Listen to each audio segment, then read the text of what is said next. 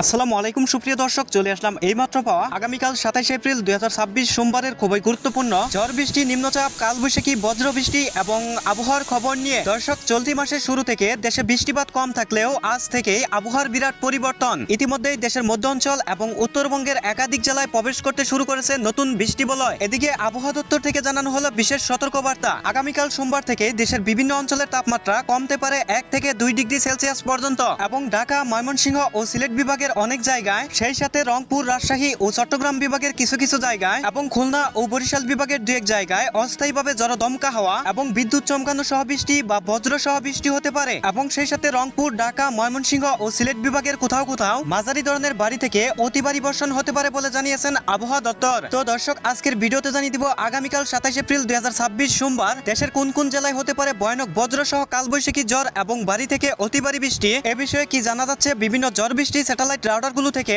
তো আপনার জেলার আগামীকাল সোমবারের 24 ঘন্টার আবহাওয়ার পূর্বাভাস জানতে সম্পূর্ণ ভিডিওর সাথেই থাকুন। আর আপনি কোন জেলা থেকে এই খবরটি দেখছেন, আপনার জেলার নামটি আমাদের কমেন্ট বক্সে জানিয়ে দিন। প্রতিদিনের আবহাওয়ার আপডেট ভিডিও সবার আগে পেতে এই ভিডিওতে লাইক দিয়ে আমাদের চ্যানেলটি সাবস্ক্রাইব করে পাশে থাকা বেল আইকনটি অন করে রাখুন। দর্শক বন্ধুরা, এবার চলে আসলাম ঝড় বৃষ্টি স্যাটেলাইট রাউটারে এবং এই মুহূর্তে আগামীকাল সোমবার সকালের দিকে আসার পর আবহাওয়ার পরিস্থিতি দেখতে পাচ্ছি।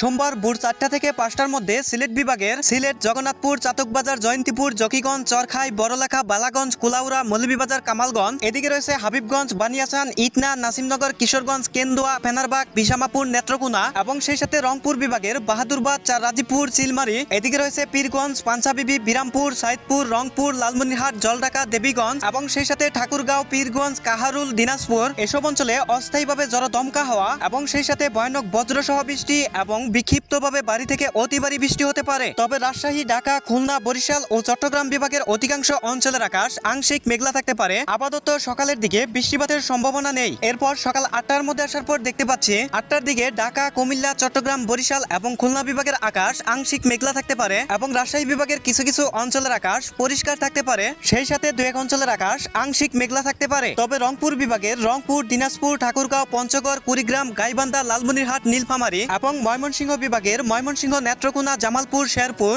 এবং সিলেট বিভাগের সিলেট, মৌলভীবাজার, হবিগঞ্জ, সুনামগঞ্জ এসব জেলার অধিকাংশ অঞ্চলে ভয়ানক বজ্র সহ ঝড়ো দমকা হওয়া এবং সেই সাথে বিদ্যুৎ চমকানো সহ ভারী থেকে অতি ভারী বৃষ্টি হতে পারে। এবং সোমবার 11টার দিকে আসার পর দেখতে পাচ্ছি বেলা 11টা থেকে 12টার মধ্যে রংপুর বিভাগের বৃষ্টির প্রবণতা কিছুটা কমতে পারে। তবে অধিকাংশ অঞ্চলের আকাশ মেঘলা এবং সেই সাথে দেবীগঞ্জ, জলঢাকা, লালমনিরহাট, চিলমারি, রাজীবপুর, বাহাদুরবাদ এসব অঞ্চলে হালকা থেকে মাঝারি ধরনের বৃষ্টি এবং সেই সাথে ভয়ানক